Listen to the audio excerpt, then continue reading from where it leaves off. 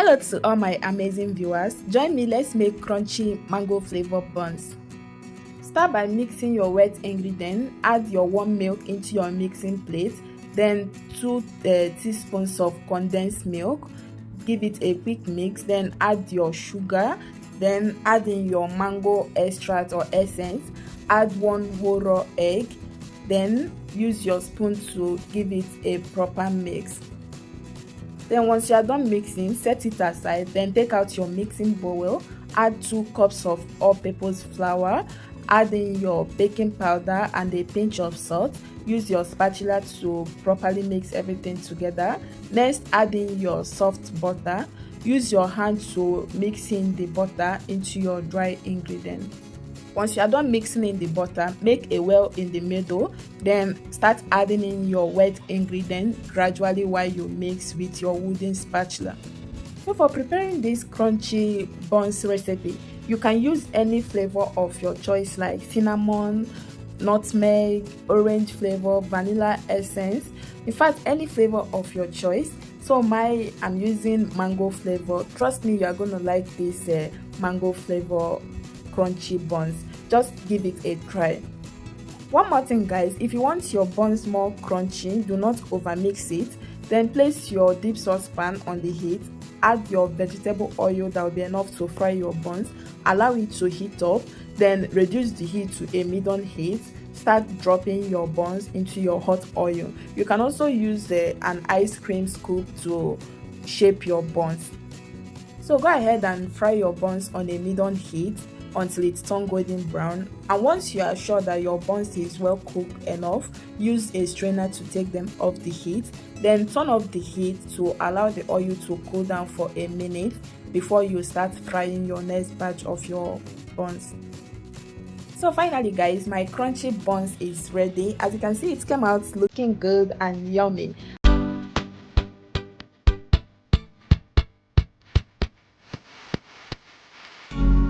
But to begin, without wasting much of you guys' time, I'll go ahead to crack in 3 eggs in my mixing bowl, and after that I will add a pinch of salt, a pinch of black pepper, and also my diced onions.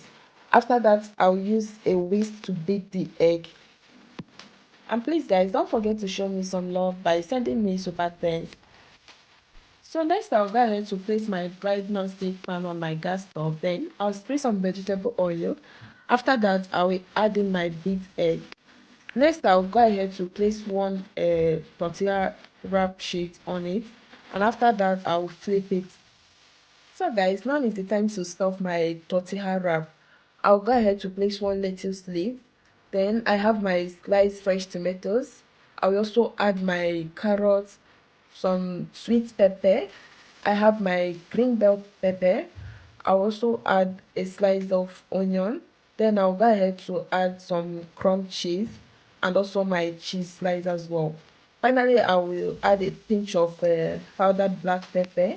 Then I'll go ahead to fold.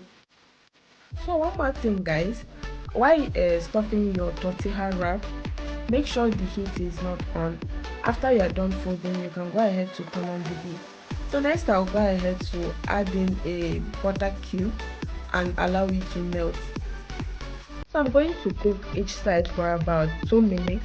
After 2 minutes, I'll go ahead to flip my tortilla wrap, then allow the other side to cook as well for 2 minutes. And after 2 minutes guys, my tortilla wrap is ready. Guys, can you see how yummy and creamy it looks inside? Like I told you guys, this is a quick breakfast which can only take you less than 5 minutes. You are done fixing your breakfast for your family. So guys, I'm going to cut my tortilla wrap. Can you see how yummy it looks?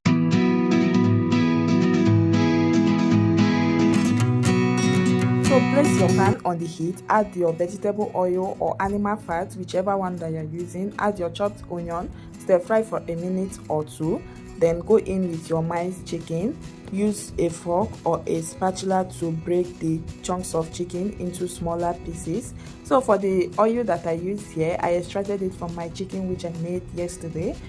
Feel free to use any type of oil of your choice. Season your chicken with mix ginger and garlic powder, rosemary, dried parsley leaf, black pepper, red chili, curry powder, thyme, salt, and also chicken stock cube. Then use your spatula to stir it to properly blend in the spices into your chicken. Stir fry for about 2 to 3 minutes. Then add in some water. Add your diced Irish potato. You can also parboil your Irish potato before adding it. Then use your spatula to give it a quick stir. Cover and let it cook for about 5 minutes.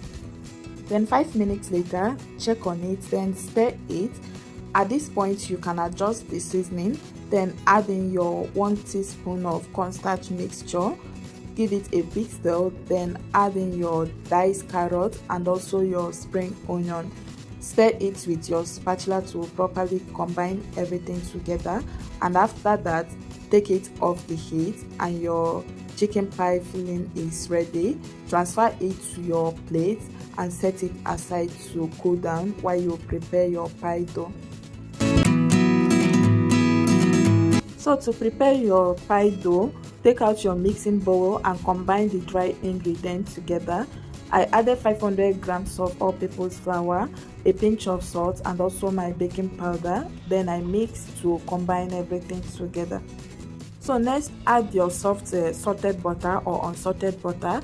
Then use your fingertips to incorporate the butter into the flour until it forms crumbs. And after you mix in the cold butter into your flour, begin to add in the cold water gradually while you mix the dough until the dough comes together. So for making a pie dough, you don't need to knead it like you are making a bread dough. You just need to form a rough dough, and once you form a ball shape with your dough, cover with your kitchen towel or wrap in a cling film. Leave it in your refrigerator to rest for about 30 minutes. So 30 minutes later, take out your dough from the refrigerator, then take it out from your mixing bowl, place it on a clean dry surface, then divide the dough into 6 portions. Then take out one portion of the cut dough, place it on a clean dry surface, then use your rolling pin to roll out the dough to flatten it, and after that use a scoop or your tablespoon to add some of the pie filling on the flattened dough. Next, use your fingertips to apply water on the edge of the dough, and after that take one side and cover the filling. Make sure you pinch the edges to secure the filling, and next use a round shaped plate to cut your pie so that you can get a perfect shape. If you have a meat pie cutter, you can also use it. And after that, use your fork to properly seal the edge of the pie. So this is what your pie should look like after sealing it with your fork. Spread a baking sheet on your baking tray, then arrange the pie on your baking tray. Next, brush your pie with some egg wash. And one more thing, guys, this is very important.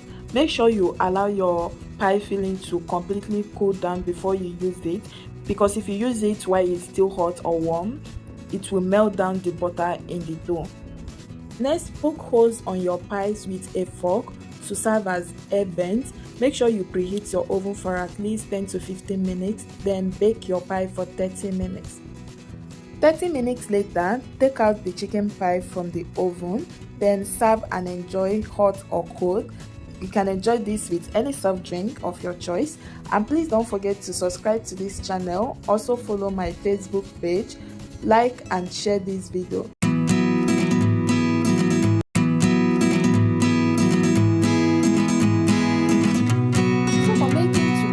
Quick and delicious breakfast recipe, I'll be using 1 kg of ripe plantain, which is about 4 pieces.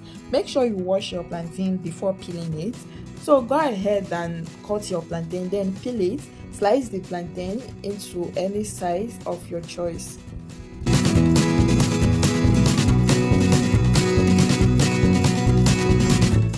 Once you are done slicing your plantain, take out a bowl, then transfer the sliced plantain into your bowl. Now go ahead to add some seasonings. I'll add the dried rosemary, a pinch of salt to taste, then black pepper powder and also dried thyme. So I'm going to go ahead to use a spatula to mix it together. Next, I will add in chili powder. This is optional, so if you want your plantain to be spicy, you can add in chili powder like I did. So I'm going to give it a quick and proper mix, and after that I'll place my non-stick pan on the heat, add some vegetable oil and wait for it to heat up. So once your oil is hot enough to fry your plantain, start dropping in the plantain into your hot oil. So I'll wait for my plantain to turn golden brown, and after that I'll flip the other side and let it fry until it turns golden brown. Once I'm done frying my plantain, I'm going to take them off the heat, place them on a kitchen napkin to drain the excess oil on them. Once you are done frying the first batch of your plantain, then add your next batch. Repeat the same process until you finish frying all the plantain. Once you are done frying your plantain, set it aside, then go ahead and prepare your egg mixture. So here I'll be using 6 raw brown egg. Crack your egg and pour it into your mixing bowl or a soup plate. Next, use a whisk to beat your egg. After I'm done mixing the egg, next is to add my veggies. I added fresh chopped tomatoes, green, red and yellow bell pepper, onion, spring onion, a pinch of salt, black pepper powder and also chili powder.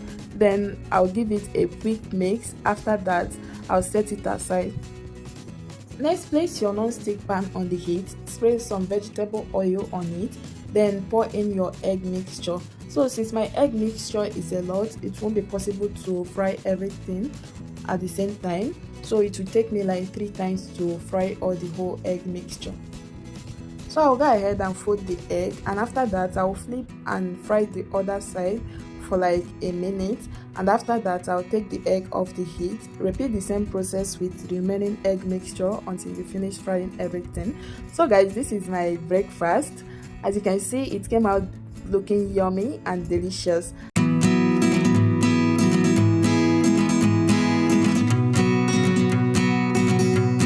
So to make this Nigerian kuli, first start by roasting your peanut. Place your non-stick pan or any pan which you are using to roast your peanut, then pour in your raw peanut. Stir the peanut continuously while you roast it for about 15 to 20 minutes. So after roasting the peanuts for about 15 minutes, take one of the peanuts and peel the skin. If it comes out easily, that means your peanut is ready. Take it off the heat. Transfer it into your tray or a bowl and let it cool down before you start peeling off the back. So after leaving the peanut to cool down for a few minutes, then start peeling the back.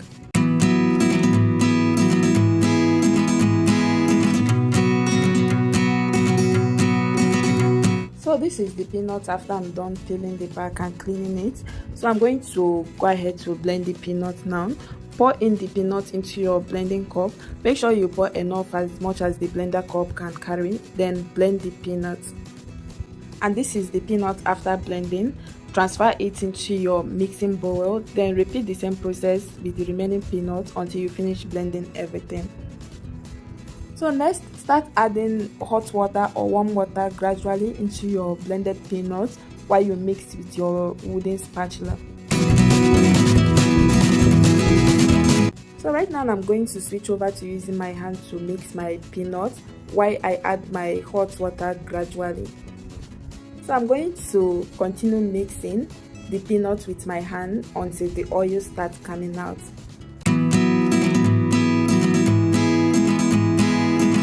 So once the oil starts coming out, squeeze out the oil very well, then pour the oil into a separate plate.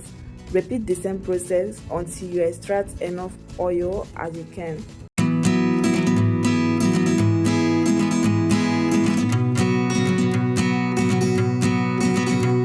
And this is the quantity of the oil that I extracted from 500 grams of peanuts. I'm going to set it aside. You can also use it to fry your pili or make any dish of your choice. Next, mix in your ginger powder, salt, red chili powder, black pepper powder, your white sugar powder. Then use your hand to mix everything together. So after mixing, use your spatula to scoop a small portion of the peanut mixture, then roll with your hand to form a stick. So next, use a knife or a cutter to cut it into any size of your choice. Then keep on repeating the same process until you finish everything. And after cutting your kulikuli, then place your pan on the heat. Then add in enough vegetable oil for frying. Allow the vegetable oil to heat up enough. Then start adding in your cut kulikuli. So fry the kulikuli in your hot oil until it becomes hard. And when frying your kulikuli, make sure you stir it continuously to be able to fry the both sides and also to prevent it from burning. And once you are done frying the kulikuli, use your strainer to take the kulikuli off the heat. Then repeat the same process while you fry the next batch until you finish everything.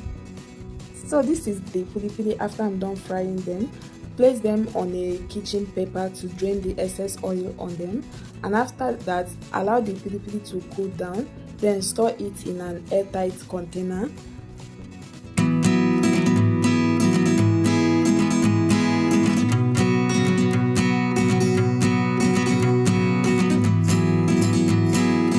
So to make this simple and delicious potato nuggets recipe, you'll be needing 3 Irish potato. Make sure you wash your potato before peeling off the back. Then go ahead and use your potato peeler to peel off the back of the potato. Then after you are done peeling it, wash it again. Then place the washed potato on your chopping board. Use your kitchen knife to cut the potato into smaller pieces.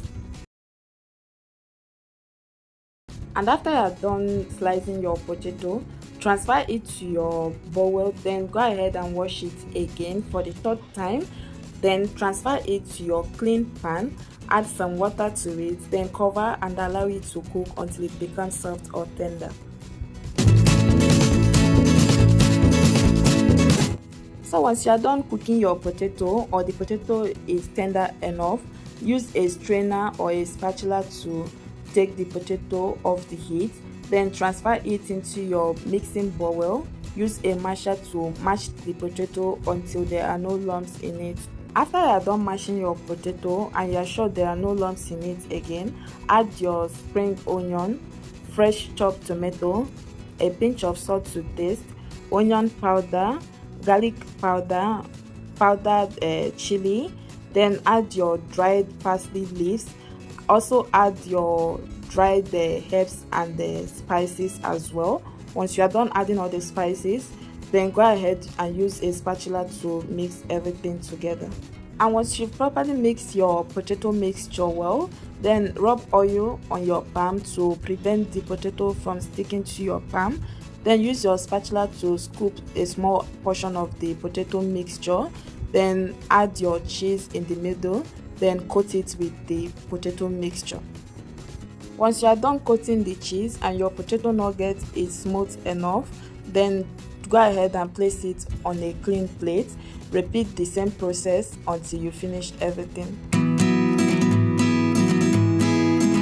So after you are done coating all the cheese with your potato mixture, then take out one of the potato nuggets, dip it in your beat egg, coat it in the egg first, then coat it in the breadcrumbs as well. After you are done coating the potato nugget, set it aside. Then keep on repeating the same process until you finish everything. Once you are done coating all the potato nuggets, it's time to fry the potato nuggets. Place your pan on the heat, add some vegetable oil, then let it heat up. After that, start adding your coated potato nuggets. Fry the potato nuggets on a low heat until it turns golden brown. Use a chopping stick to flip the other side and let it fry until they turn golden brown. After you are done frying your potato nuggets, use a strainer to take them off the heat. Line them up on your kitchen paper and let the excess oil on them drain off. So once you are done frying the first batch of your potato nuggets, go ahead and add the second batch. Repeat the same process until you finish everything. So my amazing viewers, this is what my potato nuggets look like after I'm done making them. And if you like this recipe, you can also give it a try. If today is your first time of coming across this my amazing channel, please do subscribe. A big shout out to all my old and new subscribers. Thank you all for always supporting this channel.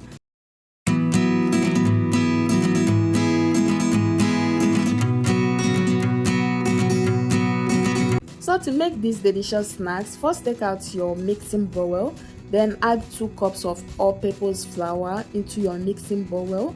Add the 2 tablespoons of white sugar powder, add a pinch of salt, nutmeg, add powdered milk, then add your baking powder. Use a whisk to mix all the dried ingredients together. So next, add your soft butter. Make sure you are using unsalted butter. Then add your beat egg.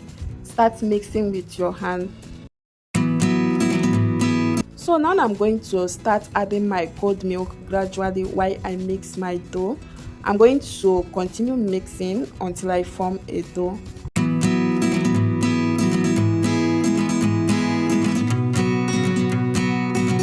Once you are done mixing your dough, form a ball shape with it. You don't need to knead your dough. Then cover the dough with a kitchen towel and let it rest for about 30 minutes. 30 minutes later, uncover the dough, then take out the dough from the mixing bowl and place it on a clean dry surface. Sprinkle some flour on it, then use your rolling pin to start rolling the dough. Once you are done flattening your dough, use a dough cutter to cut out the edges of the flattened dough to form a rectangular shape. So once you are done cutting out the edges of the dough, use a pizza cutter to cut the flattened dough on a straight line. Then use a toothpick or a fork to make a hole on the dough.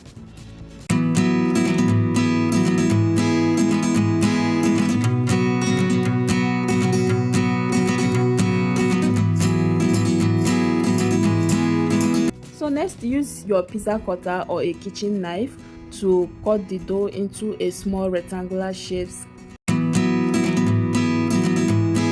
After cutting your dough, take them out and arrange them on a floured flat plate or baking tray.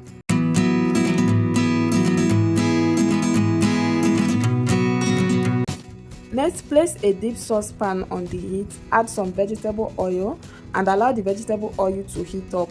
Once the oil is hot enough, start adding your cut dough into your frying pan. Fry the snacks on a low heat for about 5 minutes or until it's turned golden brown. Once your snacks turn golden brown, use a chopping stick or a kitchen fork to flip the other side and let it fry for another 5 more minutes or until it's turned golden brown. Once you are done frying your snacks, use a strainer to take them off the heat. Place them on your kitchen paper to drain the excess oil on them. Then repeat the same process with the remaining cut dough until you finish everything. So guys, my snacks came out very nice and delicious. A big shout out to all my new and old subscribers. Thank you all for always tuning in. See you all in my next video.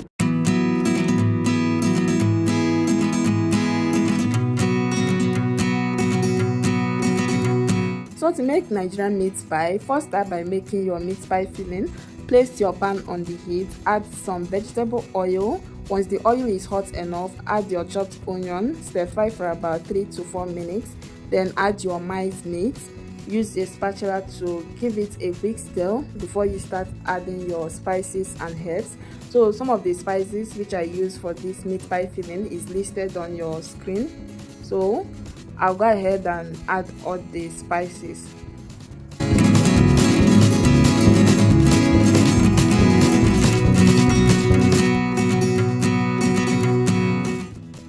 So after adding all the spices and the herbs, use your spatula to stir it to properly combine everything together. So next I'm going to add my diced potato and also diced carrots. Then I'll use a spatula to stir it. Just give it a quick stir. Then go ahead and add your cornstarch mixture. This is just 1 teaspoon of cornstarch and water. If you don't have cornstarch at home, you can also use flour to thicken your filling. Then stir it with your spatula. Cover the pan and allow it to cook for about 2 minutes. And after that, add your spring onion. Give it a quick stir and your meat pie filling is ready. Then take it off the heat.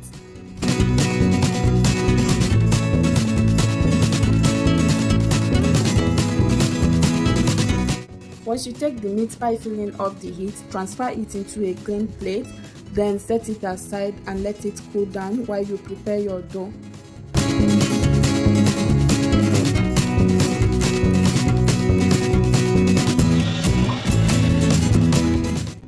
So to prepare the dough for this meat pie, first take out your mixing bowl and your measuring cup, then add 3 cups of all-purpose flour into your measuring cup, add the baking powder and also a pinch of salt, then add your soft butter. Make sure you are using unsalted butter, then mix the butter and the dried ingredients together until it forms crumbs.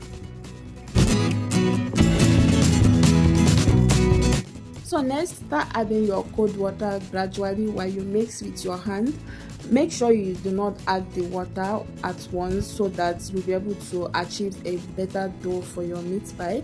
And your dough shouldn't be too soft or too hard, so you don't need to knead your dough. Once you form a dough, make a ball shape with it, then wrap it with a cling film or a foil paper, then leave it in your refrigerator to rest there for about 30 minutes. 30 minutes later, take out your dough from your refrigerator, place it on a clean dry surface, then take it out from the cling film. Use a dough cutter to divide the dough into 4 portions. Take out one portion of the cut dough, place it on a dry surface, then sprinkle some flour on it. Use your rolling pin to roll the dough until it becomes flat. After flattening your dough, sprinkle some flour on it, then fold it and continue rolling the dough. Repeat the same process for about 3 to 4 times. So the reason why I'm using this method is because I want my meat pie to have different layers and also crispy. If you don't want to stress yourself, you can use the normal method of making Nigerian meat pie. So once you are done flattening your dough, use a tablespoon to scoop some portion of the meat pie filling on your flattened dough. Then use your fingertips to apply water on the flattened dough. Then fold it. Use any soup plate to cut the dough. This is a simple hack using a plate to achieve the meat pie shape without using a meat pie cutter. So once you are done cutting the meat pie, use a fork to properly seal the edge of the meat pie. So this is what your meat pie should look like after you are done shaping and sealing the edge. Then go ahead and arrange the meat pie on a floured tray. So next, place a deep saucepan on the heat, add some vegetable oil and allow it to heat up. Once the oil is hot enough to fry your meat pie, then start adding your meat pie. Fry the meat pie on a low heat for about 4 to 5 minutes or until it's turned golden brown. Once the meat pie turns golden brown, flip the other side and fry for another 5 minutes. After you're done frying your meat pie, take them off the heat and place them on your kitchen paper. Repeat the same process with the rest of the meat pie. Finally, this is what my meat pie look like after I'm done frying them. It came out very nice and yummy. You can also try out this meat pie recipe at home, and don't forget to tell us what you think about it on the comment section. If you haven't subscribed to this channel, please do subscribe, and if you enjoy watching this video, please like and share. See you guys on my next video. Do have a wonderful day. Bye.